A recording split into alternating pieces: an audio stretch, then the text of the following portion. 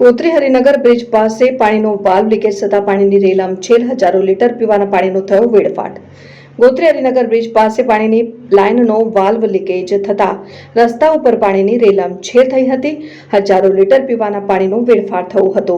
વડોદરામાં ભર ઉનાળે પાણીનો વેડફાટ થવા પામ્યો છે। ક્યાંક પાણીની લાઇન લીકેજ થઈ તો ક્યાંક વિકાસના નામે ચાલતી કામગીરી દરમિયાન લાઇનો તૂટવી, જેના કારણે પીવાનું ચોખ્ખું પાણી વેડફાઈ રહ્યું છે। શહેરના કેટલાક વિસ્તારોમાં આજે પણ લોકો પાણી માટે વલખા મારી રહ્યા છે। લોકોને પીવાનું ચોખ્ખું અને પૂરતા પ્રેશરથી પાણી મળતું નથી। કમરતોડ વેરો ભરતા નાગરિકોને પાલિકા તંત્ર દ્વારા પ્રાથમિક સુવિધાઓ મળતી નથી, ત્યારે લોકોને હાલાકી વેઠવા મજબૂર થવા પડ્યું છે। શહેરના ગોત્રી હરિનગર બ્રિજ પાસે પાણીનો વાલ્વ લીકેજ થતા માર્ગ પર પીવાનું ચોખ્ખું પાણી વેડફાઈ ગયું હતું। લોકોનું કહેવું છે કે છેલ્લા 4-5 દિવસથી પાણી વિતરણના સમયે વાલ્વ લીકેજ હોવાથી પીવાનું ચોખ્ખું પાણી રોડ ઉપર વહી રહ્યું છે। માર્ગ પર પાણી ફરી વળતા વાહન ચાલકોને મુશ્કેલી પડી રહી છે।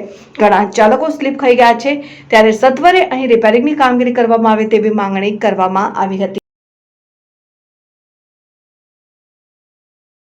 हाँ, हरिनगर विस्तार है। अपने हरिनगर ब्रिज है, अमे जोई सको छो। अहींया આગળ हरिनगर ब्रिज है अमरपालनी सामे, અને ખાસા 4-5 દિવસથી આપણે પાણી આગળ વાલમાંથી પાણી લીક થાય છે, અને આવતી જે પબ્લિક છે એમાં હેરાન થઈ રહી છે।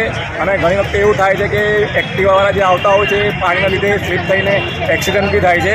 એટલે અમારા કોર્પોરેશનને વિનંતી છે કે વહેલી તકે આ પાણી બંધ થાય, કેમ કે લોકોને અત્યારે ગરમીમાં પાણી મળતું નથી, અને એના કારણે આ પબ્લિક જે છે હેરાન થઈ રહી છે। અને કોર્પોરેશનને અમને ખાસ વિનંતી છે કે અહીંયા આગળ વહેલી તકે આપણા પાણી બંધ કરવામાં આવે, કેમ કે ઉનાળાનો સમય છે અને પબ્લિકને પાણી મળતું નહીં, અને કોર્પોરેશન આની પર ધ્યાન આપતું નથી, અને આ ફાલતુમાં પાણી વેરાઈ રહ્યું છે। એટલે કોર્પોરેશન અમારી નમ્ર વિનંતી છે કે વહેલી તકે આપણે આ પાણીનું બંધ કરવાનું કરે। ઓકે, આપનું શુભ નામ? રાજેશભાઈ પ્રજાપતિ।